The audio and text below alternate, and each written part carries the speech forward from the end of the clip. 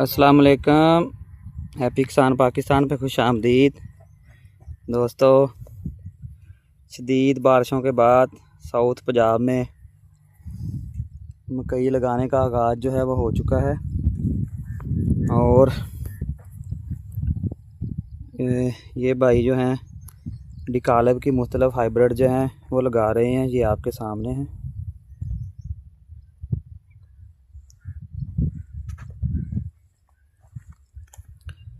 और इस फार्मर का जो है वो 4-5 साल पहले का भी तजर्बा है कि 6714 को 8148 और जो है 80-22 में मिक्स करके लगा के बहुत ही अच्छी पैदावार हासिल की हुई है।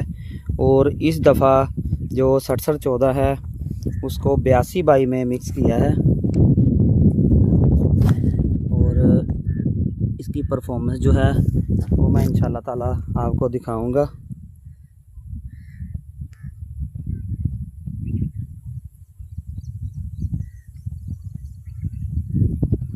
बहुत ही ज़बरदस्त और आला परफॉर्मेंस जो है वो 6714 की 8148 और 80-22 के साथ आई है और इस दफ़ा 82-22 के साथ इसको मिक्स किया है।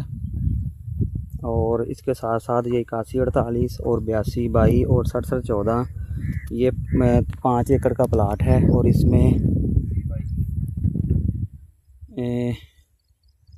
ये 3 वैरायटी जो हैं ये लगाई जा रही हैं। 82-22, 8148 और 6714 को 82-22 के साथ मिक्स किया है।